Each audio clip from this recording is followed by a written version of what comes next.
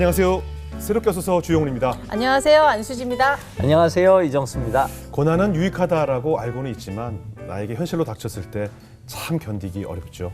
맞습니다. 오늘 나오실 분은요. 고난이 너무너무 심해서 죽고 싶었는데 그 고난을 통과하시는 하나님의 은혜를 겪었다고 합니다. 아주 유명한 미래학자신데요. 정말 미래가 저도 너무 궁금한데 오늘 최윤식 박사님 모시고 한번 들어보겠습니다. 어서 오세요.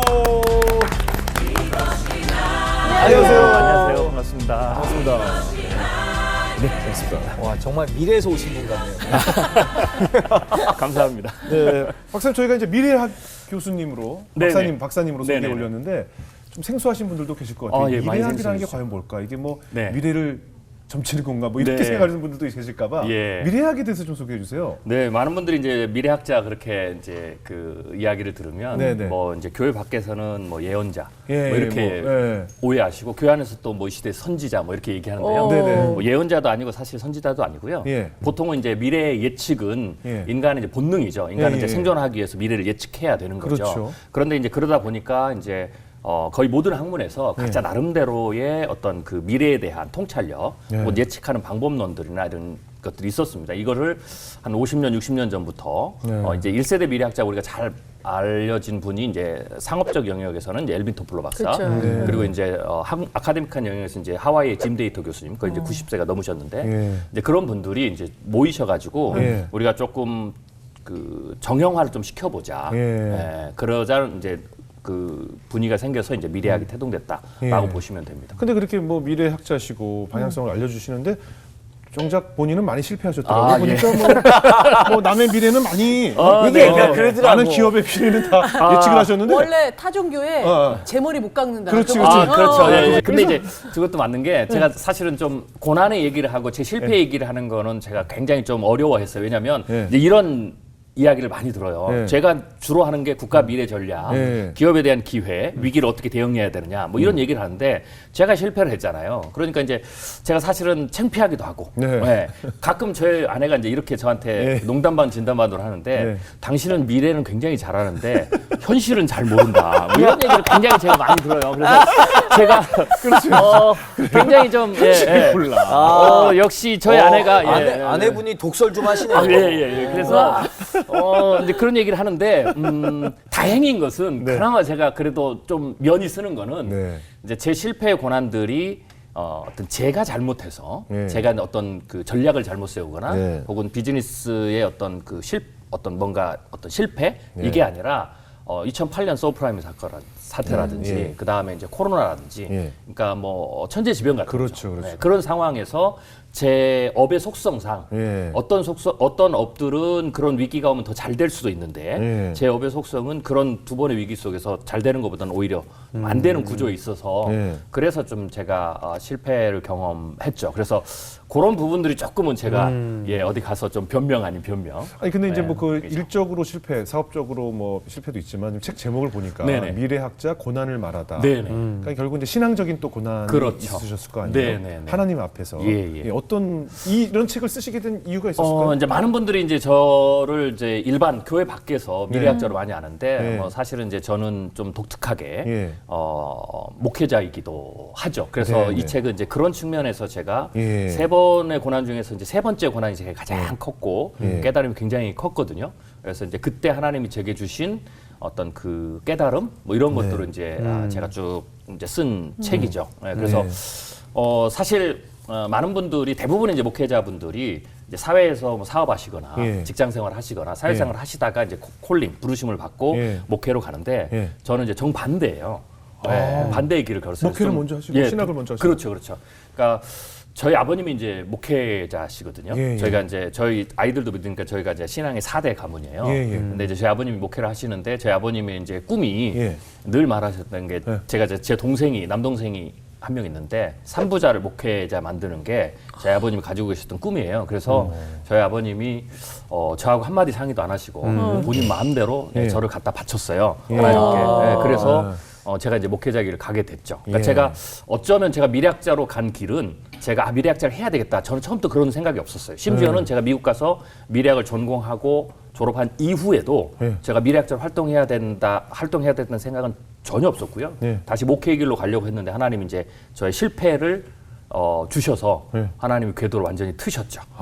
네, 그래서 이제 그런 어떤 이제 히스토리들이 좀 있습니다. 보통은 이제 사회에서 여러 가지 하나님께서 트셔서 네. 종으로 부르시는데 네, 네. 종으로 출발을 했는데 거꾸로 하나님이 이쪽으로 트셔서 밀어넣으셨습니다. 미래학을 하시게 돼. 네, 네, 네. 특이한 네, 경우네요. 굉장히 특이한 아 케이스. 근데 말씀 들어보니까 아버님이 하나님께 바쳤는데 하나님이 안 쓰겠다고 내는 것 같아. 야너 됐다. 정확히 얘기하면 안 쓰겠다가 안 쓰는 건 아닌데 목양, 이렇게 목회 한 교회를 담임하는 하나님 딱 보니까. 목회자로서는 하나님이 너는 아닌 것 같다.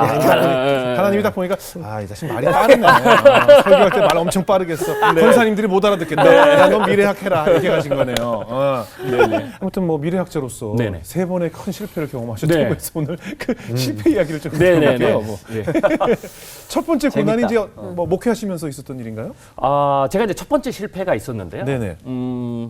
사라의 교회 제가 사역을 이제 3년을 하고 제가 예. 조금 이제 사람이 좀 단순해요. 뭘 네. 꽂히면 앞뒤 안 가립니다. 네. 네, 그래서 제가 사라의 교회 이제 3년 사역을 딱 마치고 예. 유학을 가야 되겠다. 네. 네, 이제 그런 생각을 했어요. 네. 많은 사람들이 말렸죠. 제가 그때 사실 주일학교 사역에서도 교육자로 굉장히 잘 나갔거든요. 제가 첫 책을 29살 했었거든요. 똑똑하셔서. 네, 네, 네. 그래서 그러셨을 것 제가 같아요. 유년주일학교 쪽에서 굉장히 예. 베스트셀러 책을 썼어요. 예. 그래서 그때 이제 제가 저희 교단에서는 꽤 교육을 잘한다는 유명한 교회고 또 예. 제가 책을 썼으니까 뭐 강의도 나가고 많이 나가겠죠. 근데 제가 오늘 갑자기 유학을 가야겠다 딱 생각이 들어서 네. 제가 이제 유학을 준비를 했어요. 네. 그만두고. 예. 네, 그래서 이제 저는 이제 LA 이제 플러신학교로 네. 이제 가려고 했는데 다 준비하고 있었는데 이제 어느 날 갑자기 하나님께서 저희 아버님 그 친구분 예. 나이는 조금 더 오래되셨는데 많이 드셨는데 친구분이 오셨어요. 예. 그래서 이제 오시더니 저희 집에 한 하루 이틀 계셨거든요. 예. 근데 이제 그분이 난데없이 갑자기 제가 이제 미국 간다고 그러니까 예. 휴스턴으로 오라고 하는 거예요. 네, 휴스턴은 신학교도 없거든요. 그러니까 달라스까지 뭐 4시간, 5시간 가야 되고. 예, 예. 근데 이제 제가 혹했던 게 뭐냐면 예. 제가 안 그랬어야 되는데 예. 그분이 본인이 3년 후에 은퇴를 하시니까 네. 후임을 해라. 그러니까 저는 사실 미국에 유학 가는 생각도 있었지만 미국 가서 이제 살아야 되겠다. 예, 예. 네, 이제 어렸을 때 이제 그런 게 있었거든요. 네, 네. 네, 그래서 그런 생각이 마침 또 그런 제의를 하시니까 예. 제가 거기에 이제 혹하고 네.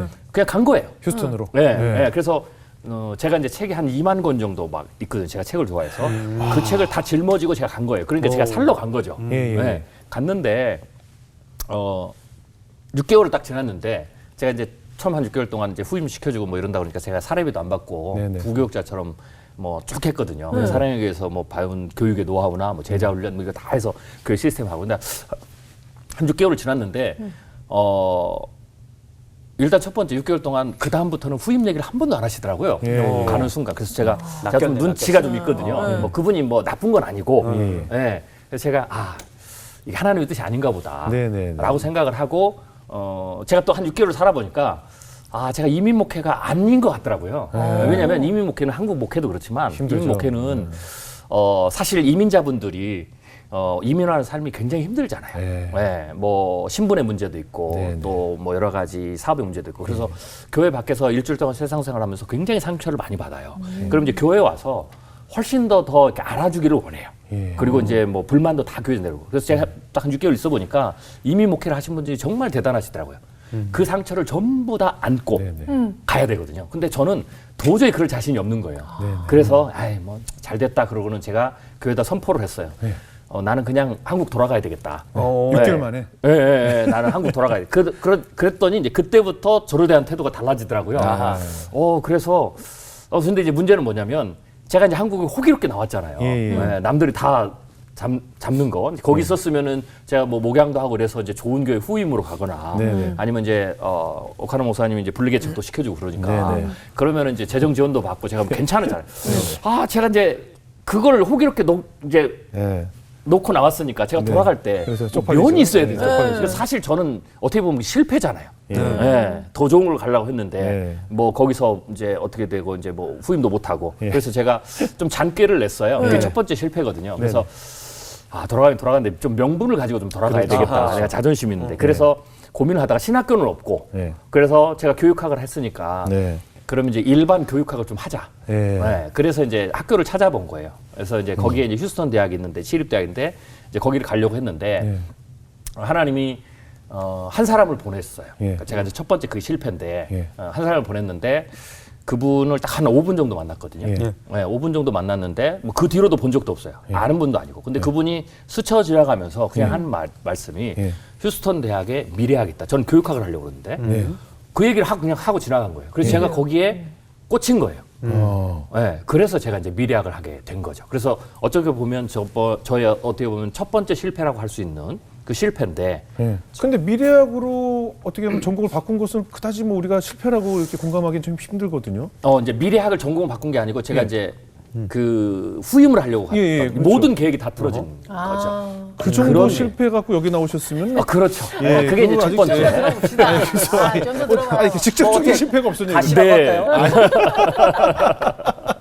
그게 아니고 그러니까 사실은 이제 어떻게 보면 네. 내가 계획한 대로 되질 않은 거잖아요. 그렇죠. 완전히 다 어그러진 거죠. 예, 어그러진 네. 거잖아요. 네. 뭐 다른 뭐 미국 사회에서 뭐 다른 실패는 없었어요? 뭐 사실 이제 제 이제 두 번째 실패는 네. 한국에 돌아와서였습니다. 제가 이제 미래학을 전공을 하고 한국에 돌아왔는데 그때까지도 저는 이제 뭐 미래학자로 활동을 해야 되겠다, 뭐 네네. 미래연구소를 만들어야 되겠다, 네. 혹은 뭐 미래 예측 관련 책을 써야 되겠다 이런 생각이 전혀 없었어요. 네. 그러니까 한국에도 돌아와서도 사실은 제가 미래학을 전공을 했지만 제가 지금 목사다 보니까 목회를 해야 되겠다라고 생각이 됐어요. 그래서 제가 이제 분당에 있는 한 교회에 제가 이제 그 목회 비서, 제가 이제 목회 비서에서 어떤 목사님의 이제 책 출판이나 이런 부분에서 제가 조금 교정도 하고 첨삭도 하고 뭐 이제 이런 일을 저에게 이제 목회 비서로 맡기셨어요. 네네. 그러다 보니까 제가 약간의 조금 이제 일반적인 부교육자들의 사역보다는 조금 더 제가 여유가 있고 좀 이렇게 좀 달랐죠. 근데 그런 생활을 하다가 어떤 선교사 한 분이 이제 우연하게 누가 소개를 해서 중국 선교사 분인데 만났어요. 근데 이제 그분이 다른 이제 어떤 한 분을 소개해 주는데 뭐 중국은 비즈니스가 관시잖아요. 관시. 굉장히 그 화려한 분이더라고요. 그러니까 중국의 총리를 지냈던 분의 비서실장이에요. 우와. 네. 그러니까 이제 그 정도가 중국에서 되면 오면 거의 다 네. 누구의 총리의 비서였고 그렇죠. 누구의 제가 그때는 몰랐죠. 관시였다고 네. 다야. 근데 저희가 확인해 본 결과 사실은 사실이에요. 사실이에요? 사실이에요. 나도 많이 만났어요. 네. 그런데 이제 다 시진핑 주변에 있었대요. 전부 다. 지들이 다 시진핑 주변에 시진핑의 뭐 작은 아버지의 친구 아들이 뭐 전부고. 네, 다 그렇습니다. 예, 다 그래요. 그래서 이제 그때는 또 이제 한국 사람들이 이제 그 많이 중국 비즈니스 가기 위해서 갔던 거예요. 그래서 한국에 좋은 아이템이나 뭐 그런 분들은 실제로 중국에 가면 공항에서 뭐 예를 들면 이제 공안이 컨보이를 나와가지고 가고 뭐 그랬거든요. 저희도 이제 그렇게 해주더라고요. 예. 이제 그런데 이제 보여주면서 중국에서 비즈니스를 하자라는 거예요. 그러니까 처음에 시작은 이거였어요. 저는 이제 비전 코칭하고 미래학을 하니까. 교육 사업을 좀 해보자. 한국에 교육에 관심이 많으니까요. 그래서 영재교육 특별히 그래서 영재교육을 전공했던 분을 저희가 CEO로 모셔다가 저하고 이제 이사들 제 친구분들 해가지고 저는 이제 비전 코칭 미래학에 대한 컨텐츠 제작을 좀 도와주고 그분이 비즈니스를 하고 이제 이렇게 이제 회사를 만들었는데 그때 이제 중국하고 연결된 거예요. 그러니까 중국에서도 이게 좋으니까 중국도 교육열이 엄청나죠. 그래서 이걸 중국 사업에다 런칭하면 좋겠다라고 해서 그렇게 된 거예요. 그래서 이제 제가 이제 제 아는 지인들 친구들을 이제 불러다가 저희들이 한 1, 2억씩 이제 투자를 했어요. 그러니까 자본이 있어야 되니까. 그런데 이제 결국은 그게 이제 나중에 거의 뭐라 할까요? 그 사기에 준한 거더라고요. 그러니까 저희가 갔는데 최고급 호텔에다가 막 해주는데 결국 나중에 보니까 저희들이 자본금 투자한 돈을 다 가지고 저희를 대접을 했더라고요. 그렇죠. 네. 그리고는 이제 나중에 돈을 더 가져와라. 근데 뭐 저희가 돈이 없으니까 이제 못한다 그러니까 본인들이 이제 아이템만 가지고 가서 사업을 해버리더라고요. 네. 그게 이제 사실은 제가 실제로 경제적으로는 첫 번째 당한 이제 실패고 고난이었죠. 그때 이제 제가 사실 제가 경제적으로도 한 3번 정도 위기를 당했는데 가장 실제적으로 경제적으로 더 어려웠던 건 그 첫 번째예요. 왜냐하면 제가 그때 이제 젊었는데 뭐 저도 어느 정도 돈이 들어갔으니까 이제 빚을 빌려다가 했으니까요. 제가 2년 정도 그때 저희 막내 쌍둥이가 태어났거든요. 2년 동안 제가 생활비를 못 갖다 줬어요. 아이고. 그래서 저희 아내가 지금 결혼 반지도 없어요. 저한테 늘 결혼 반지 다시 하고 싶다라고 이제 만들어 달라고 그러는데 그 결혼 반지 뭐 이런 걸 다 빼서 팔아서 분유를 한 통씩 사서 저희 아이를 키웠거든요. 2년 동안. 그러니까 제가 이제 그렇게 되다 보니까 제가 이제 어쩌든지 가장이잖아요. 그러니까 이제 제가 이걸 빨리 빚을 벗어나고 또 이 생활을 이제 제가 극복해야 되니까 제가 뭐 죄송하지만 이런 말씀드리면 이제 세상 속된 말로 배운 게 도둑질이라고 할 수 있는 게 제가 미래학밖에 없잖아요. 그러니까 그래서 제가 그때 미래학을 뭐 내가 미래학자 돼야 되겠다, 뭐 미래연구소를 세워야 되겠다라고 하는 게 아니고 뭐 배웠으니까 사람들이 궁금해하니까 그리고 야 마침 이제 서브프라임 사태 막 터지고 막 이런 때니까 사람들이 막 이제 미래에 대한 뭐 신종플루도 나오고 막 이러니까 고민 많더라고요. 그래서 제가 이제 돈을 벌어야 되니까 제가 강의를 시작한 거예요. 네, 사람들이 이제 미래에 관심이 있으니까 뭐 예를 들면은 이제 미래 즉 방법론을 가르치기보다는 미래가 경제가 전망. 어떻게 될까 그렇죠. 전망을 그래서 사람들이 잘 모르니까 무료 강의부터 한 거예요. 그러니까 무료 강의하고 그 다음에 10,000원짜리 강의하고 이제 이러면서 제가 어쩔 수 없이 그 실패 때문에 빚을 갚겠다는 일념, 뭐 미래학자를 제가 되겠다는 게 아니고 빚을 갚아야 된다는 신념 때문에 이제 그 일을 하기 시작했죠. 그러면서 이제 하나님이 차근차근 제가 이 일을 가도록 만약에 그게 그러니까 이런 제가 생각하는 게 미국에서 만약에 그 목사님께서 저는 그 목사님 한 번도 원만장을 없습니다. 그런데 그 목사님 후임해라. 그래서 진짜로 후임을 시켰다면 저는 그냥 미국에서 평범한 이민 목회 지금도 하고 있었을 거고요. 그건 모르죠. 또 어떤 또 고난이 또 그냥 그렇잖아요. 갑자기 그냥 또. 안 넘어갑니다. 그냥 안 넘어가시네요. 그런 거예요. 정말 알겠습니다. 미래 모르시는 것 같은데. 네. 제가 미래는 잘하지만 현실 잘 모릅니다. 잘했던 교인들이 네. 목사 때문에 못 있겠다고 다 나갔을지 그럴 어떻게 수도 있죠. 어떤 일이 예. 벌어질지 모르는 진짜 거죠. 네. 그렇지만 이제 그런 부분들을 하나님이 제 이제 실패 뭐 이런 걸 통해서 방향을 계속 틀고 계셨더라고요.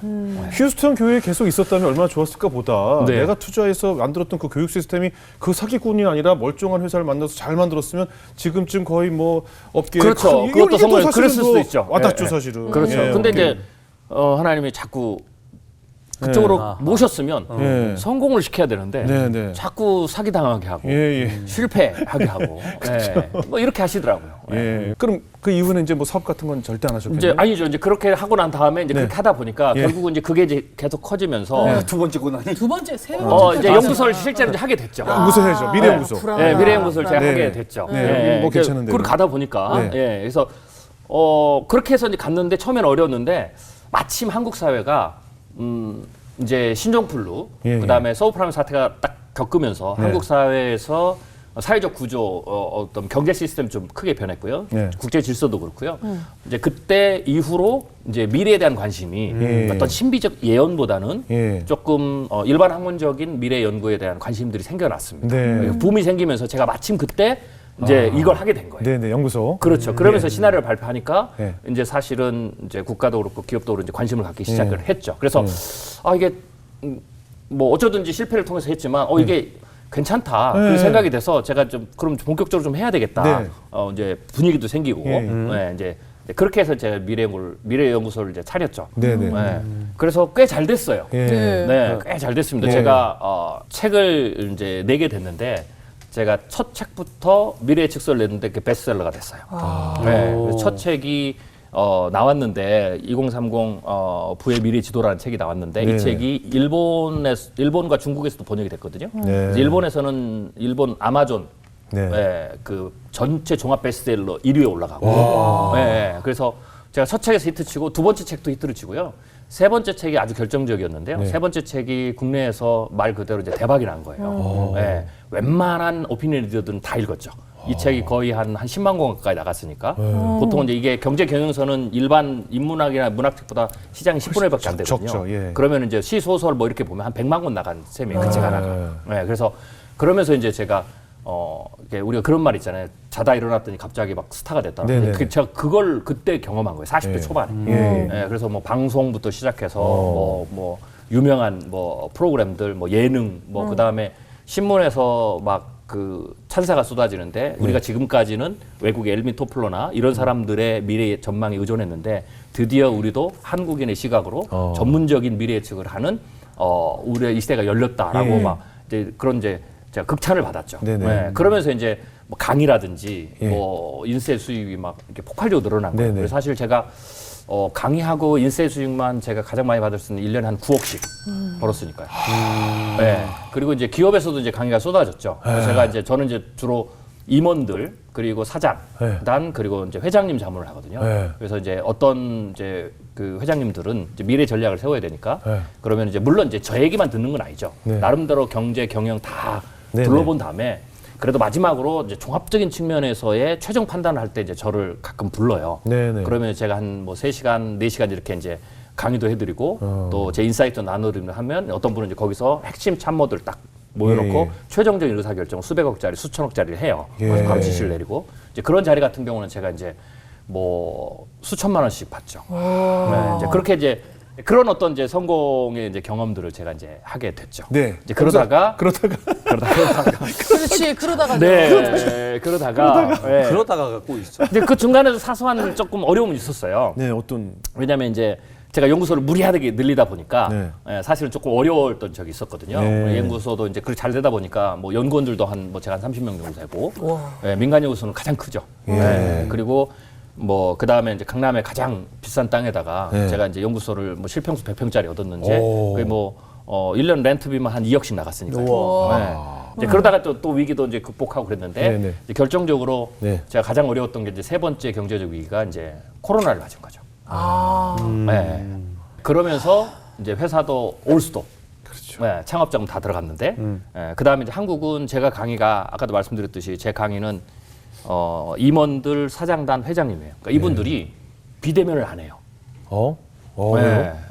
이게 해보시면 알겠지만 이 줌이나 이런 걸 놓고 서로 토론하고 대화하는 게 굉장히 스트레스가 크거든요. 네. 그리고 또 와닿지 않아요. 그렇죠. 잘 와닿지도 않고. 그 다음에 또 일방적 강의는 들으면 되는데 네. 이게 제가 하는 이 영역들은 뭐 컨설팅, 코칭, 자문 막 이러니까 네. 서로 막 주고받고 대화하고 해야 되니까 이게 안 되는 거예요. 예. 그러니까 이제 제 강의는 사실 거의 전부 다 없어진 거예요. 그런데 이제 제가 뭐 사실 아까도 얘기했지만 강의로 8억씩 9억씩 벌었으면 연구소를 크면 고정비용이 크잖아요. 연구원들도 있고. 그런데 이게 경제가 어려워졌다고 해서 우리가 코로나 때도 그렇지만 이거를 한 번에 정리할 수가 없어요. 네. 아, 그래서 조금씩 좀 인원 그렇죠. 감축도 계속 하고. 줄이는 거죠. 줄이는 줄이는데도 이게 한 번에 안 되죠. 네. 고정비용 계속 있고. 근데 코로나 딱 터지면 매출은 제로가 되고 전부 다. 네. 근데 이제 그러니까 막 초기에는 막 훨씬 더 많은 돈인데 계속 줄였던 거예요. 그리고 사무실도 코로나 때 완전히 텅 비어 있잖아요. 근데 이거는 제가 빼고 싶다고 뺄 수 있는 게 아니에요. 계약이 됐으니까. 계약 기간이 있으니까. 네. 그러니까 그 월세 계속 나가죠. 그러니까 제가 그거를 한 3년이니까 거의 15억 이상, 20억 이상을 제가 막아야 됐죠. 결국은 그래서 제가 두 손 두 발을 다 튼 겁니다. 빚은 다 청산이 됐. 빚 아니죠. 그러니까 빚까지 다. 다. 네, 제가 이제 장모님 집까지 전부 다 담보대출을 받아가지고. 예. 그래서 결국은 제가 최악의 경우가 어디까지 갔냐면 장모님 집 이제 경매에 넘어갈. 네. 그러니까 정리해도 이제 답이 없으니까요. 계속 막아야 되잖아요. 네. 그래서 이럴 때는 이제 도와줘야 되는데 원래 이제 은행이 그러잖아요. 네, 어려울 때는 칼 같잖아요. 아, 네, 예. 그래서 막 없는 독촉증 자에게 나가고. 칼 같죠. 네, 네, 그리고 뭐 빚독촉 오고. 네, 네, 뭐 제가 할 수 있는 거 다 했는데 안 되더라고요. 네. 어떻게 그럼 가족들은 어떻게 된 거예요? 그럼? 이제 그게 이제 제 고난의 이제 시작이죠, 진짜. 그 상황이 딱 이제 맞닥뜨리기 시작한 거죠. 예. 네. 그래서 제가 이제 완전히 사방에서 우겨싸움을 당하고 이제 내앉아야 되는 상황이죠. 그래서 제가 이제 도저히 안 돼서 이제 미국을 다시 갔어요. 그리고는 제가 이제 가족 회의를 했죠. 그래서 제 사장을 다 얘기하고 그랬더니 이제 제가 좀 상처가 되는, 제가 너무 가슴이 아팠던 게 뭐 그런 거죠. 저희 막내 아들이 이런 얘기를 하더라고요. 아빠 우리 이제 망한 거야? 예. 그러니까 제가 그 말을 듣고 너무 마음이 아팠어요. 그래서 그래도 이제 해야 되잖아요. 예. 버텨야 되니까 제가 큰 애가 이제 둘째 애가 이제 대학을 다니고 있는데 휴학을 시켰어요. 그리고 우리가 어떠든지 해봐야 된다. 네, 그러면서 아빠도 한국 돌아가서 어쩌든지 열심히 해볼 테니까 이제 얘기하고 휴학을 시키고 일을 시키고 그다음에 이제 막내가 고등학생인데 미국은 이제 고등학교 1학년이 되면 이제 만 16세가 되면 아르바이트 할 수가 있어요. 네. 그러니까 이 애들도 일을 시키고. 해야지. 그래서 줄일 거 다 줄이고 이제 그리고 이제 제가 그렇게 다 정리를 하고 미국에서 이제 비행기 타고 이제 왔죠. 비행기 타고 오는데 제가 너무 서럽더라고요. 네. 그러니까 다윗이 시편에서 제가 고난의 기간에 이제 시편을 굉장히 많이 묵상했는데 시편의 90%는 고난 때 다윗이 쓴 거예요. 예, 그렇죠. 네. 그런데 이제 우리는 거기에서 뭐 그리스도의 예표도 찾고 막 이러거든요. 근데 실제로는 다윗이 막 거기까지 생각해서 쓴 게 네, 아니고 그럼요. 그냥 자기의 고난이에요. 원망하는 거죠. 예, 원망이시죠. 예, 예. 예. 그러니까 그 고통, 고난, 뭐 사망의 음침한 골짜기 이런 게 다 자기 고난이거든요. 그러면서 다윗이 제가 위로를 많이 받았는 게 다윗도 그런 이야기를 거기서 썼어요. 하나님이 나를 이제 버리셨는가? 예. 어제까지는 나를 도우셨는데 오늘은 나를 도우시지 않으시는구나. 뭐 이런 거. 그러니까 저도 그 생각이 드는 거예요. 야, 제가 목회자지만 제가 뭐 목회자이기 때문에 뭐 목회자인데 제가 몰라서 그런 게 아니고 그 생각이 든 거예요. 하나님은 배신은 않지만 야, 하나님 지금까지 이렇게 도우셨는데 드디어 나를 여기서는 버리시는구나. 예, 응답을 안 하시거든요. 침묵하시고 계속. 그리고 어제까지 지키셨는데 오늘은 안 지키시거든요. 우리가 그런 마음이 들거든요. 어제는 했는데 많은 분들이 똑같이 고난을 당하면 그럴 거예요. 이거는 하나님이 안 도와주고 아니면 이거는 네가 그냥 온전히 다 맞아라 라고 하시는 것 같았어요. 그래서 제가 비행기 타고 오면서 아들이 우리 망했어 막 이런 뭐 얘기, 그 다음에 생태 같은 아이들 학교 그만두고 일 시키는 거잖아요. 4명을 다.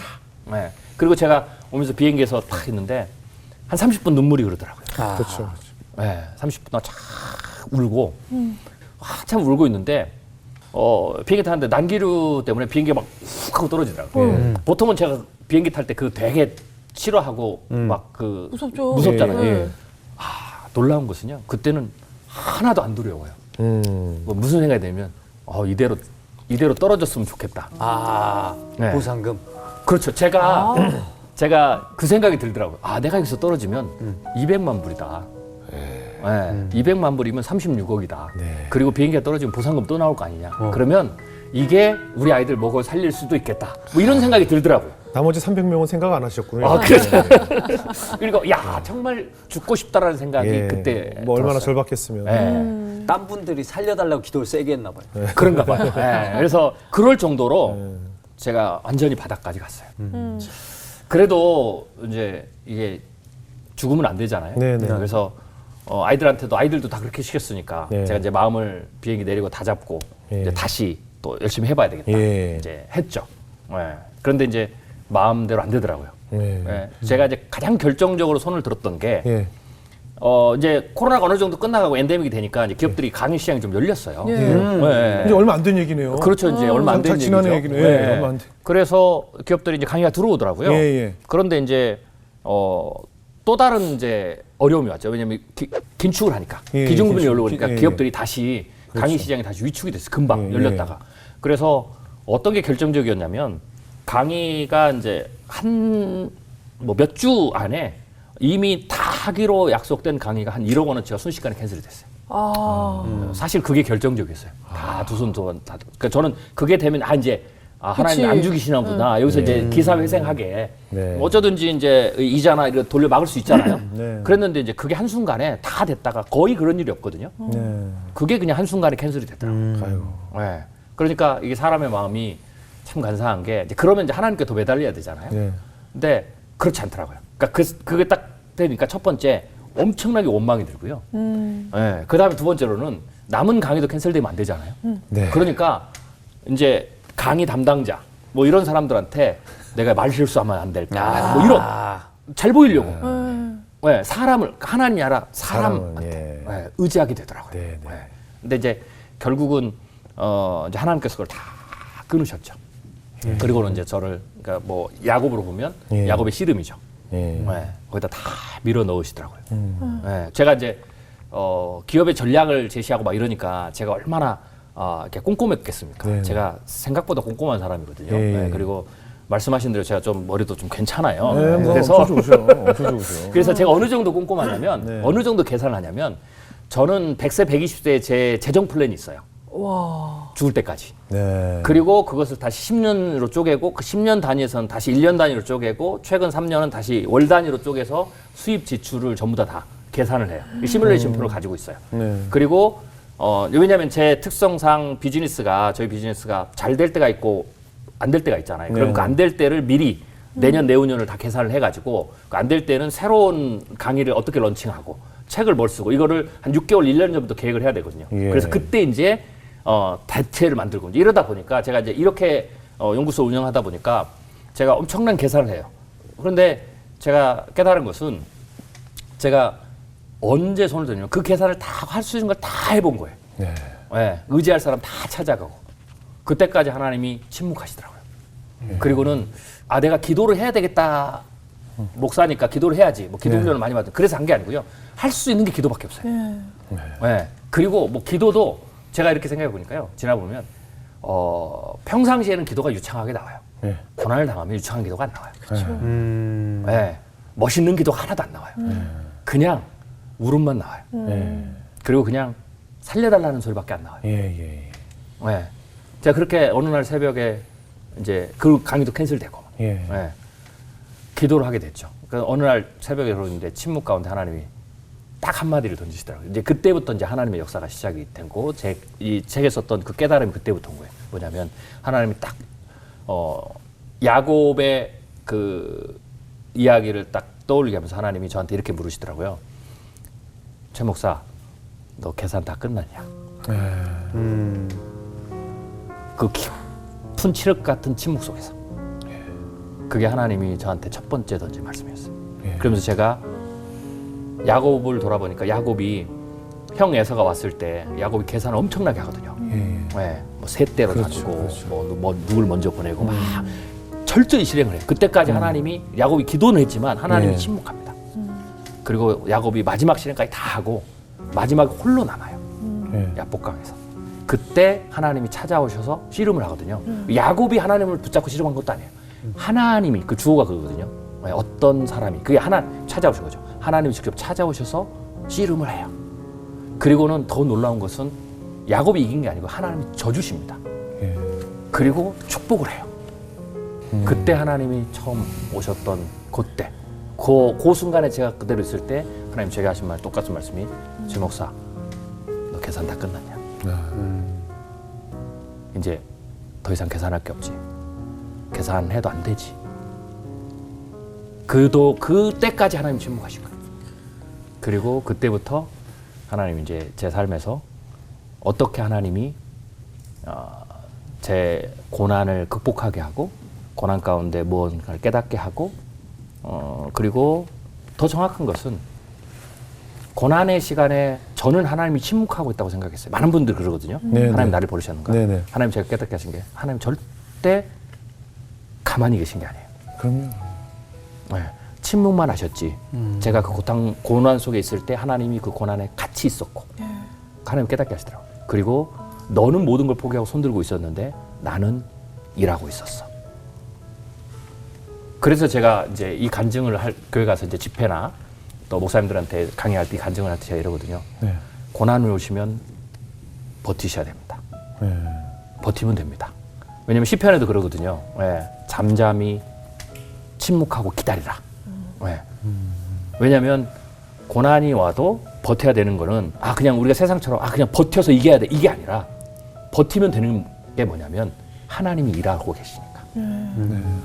그리고 하나님 내가 모든 걸 다 내려놨을 때 하나님이 나를 버리신 게 아니고 내가 모든 걸 내려놓도록 그래서 온전히 하나님밖에 없다라고 어쩔 수 없이 내가 항복할 수 있도록 하나님을 선택한 거야. 제가 고난을 당하니 목회니까 설교도 많이 했을 거 아니에요. 우리가 하나님 의지하자. 어려우면 그거하고 완전히 다릅니다. 그렇게 제가 가르쳤지만 그렇게 사람은 가지 않아요. 고난 때 목회자도 그렇게 안 갑니다. 그냥 하나님을 붙드는 거는요 오직 하나님밖에 없는 거예요. 하나님 그냥 그렇게 만드시는 거예요. 그리고 그때까지 하나님이 침묵하셔요. 그리고 나서 야곱처럼 대면했을 때 그때 하나님이 드디어 일을 하시죠. 저를 위해서. 그걸 깨닫게 된 거죠. 혹시 뭐 그 당시에 하나님께서 주셨던 특별한 말씀이 있다면 기억나는 말씀 있어요? 고난이 딱 들어가니까 하나님이 이제 저 어떻게 회복 지켜주셨냐면 처음에 가장 먼저 주신 게 평안이에요. 말 그대로 이제 하나님 주시는 이제 그것은 완벽한 평안이에요. 그러니까 쉽게 해서 우리가 심리적으로 어떤 평안함, 만정 이것과 전혀 다르죠. 그러니까 긍정의 힘으로 줄 수 없는 그런 평안이에요. 그런데 이제 좀 흥미로운 것은 이 예루살렘이 사실은 이제 평화의 왕이 계시는 이제 그런 곳인데 예루살렘은 전쟁이 끊이지 않았죠. 그러니까 평화와 전쟁이 왔다 갔다 했어요. 그런데 그게 그냥 랜덤하게 있는 게 아니고 원칙이 분명히 있어요. 그게 뭐냐면 하나님을 떠나면 전쟁이고요. 하나님께 다시 돌아오면 완전한 평화가 왔어요. 그게 저는 제 삶에서도 그걸 경험을 했어요. 어느 순간에서부터인가 하나님이 이제 제가 너 계산이 끝났냐라고 하시면서 제 마음속에 첫 번째로 어느 순간에 갑자기 제 마음에 있는 모든 어떤 그 고민, 갈등, 전쟁이 완전히 그치더라고요. 네. 사실은 미래학적 고난을 말하다는 앞으로 내가 이 고난을 이제는 하나님의 은혜를 통해서 이제 극복해 가고 있는데 앞으로 제가 100세, 120세 살면 고난은 또 온다. 이런 생각이 갑자기 들더라고요. 그렇죠. 그러면서 내가 이번 고난을 통해서 이 경험한 것들을 기록을 해야 되겠다. 왜냐하면 두 가지인데요. 하나는 앞으로 고난이 또 오게 되면 내가 이때 사람은 어렵지만 지나면 다 잊어버리잖아요. 그래서 이때 내가 받았던 은혜나 내 눈물이나 고통이나 이 섬세한 하나님의 음성들을 기록해 놓고 나중에 또 고난이 오면 내가 이걸 또 읽어야 되겠다. 제가 수많은 책을 썼지만 제가 반복적으로 읽는 책이 이 책이거든요. 그러면 그때의 그 하나님을 내가 느낌을 가지고 극복할 수 있겠다라는 거고요. 또 하나는 우리 아이들한테 이 책을 조금 줘야 되겠다, 선물로. 네. 왜냐하면 이 고난 때 우리 가족들이, 아이들이 전부 다 같이 이 고난을 극복한 이제 거였거든요. 근데 이제 아이들은 잘 모르잖아요. 표면적인 말고. 그래서 그 생각도 있고, 아이들이 앞으로 살아갈 때, 인생을 살 때 뭐 제가 맞닥뜨렸던 고난 혹은 그거보다 더 큰 고난을 당할 수 있잖아요. 네. 그래서 이 아이들에게 뭘 줄까 했을 때 같이 경험했기 때문에 아이들이 경험이 있잖아요. 그러니까 이때 하나님이 우리 가정에게 아빠에게 어떻게 도우셨는지를 기록해 놓으면 나중에 이 내용을 아이들이 읽으면 고난을 극복할 수 있겠다라는 뭐 그런 생각들을 했어요. 그러면서 이제 책을 썼거든요. 네. 원고를 썼어요. 출판사 넘기기 전에. 다 쓴 다음에 제가 가장 먼저 저희 아내한테 보냈어요. 그런데 이제 그 뭐랬어요? 아내가 그 책을 그걸 다 읽었더라고요. 그리고 저한테 카톡으로 편지를 했어요. 편지를 했는데 제가 이제 그 편지를 지금도 제가 가지고 있거든요. 마지막에 문구가 뭐라고 했냐면 내 마음의 전쟁이 드디어 그쳤어요. 아내분도 얼마나 힘들었을까. 제가 한 70권 책을 썼잖아요. 네. 책 쓸 때마다 저희 아내한테 감사하다고 서문 쓰고 책을 다 보냈거든요. 저희 아내가 거기다 썼는데 한 권도 끝까지 읽은 책이 없어요. 아 그렇게 돼. 네. 나 무슨 이거 말인지도 잘 되게 모르겠고. 그다음에 읽다가 졸리고. 아 그런데 그런데 평상시에 얘기를 많이 하거든. 네. 이 책의 내용을 얘기 많이 이미 알아. 그리고 그런데 이제 남편 쓴 책을 한 번. 그런데 이 원고는 본인이 5시간 쉬지 않고 읽었대요. 그게 이제 저희 가정 안에 첫 번째 하나님이 하신 정말 완벽한 평안.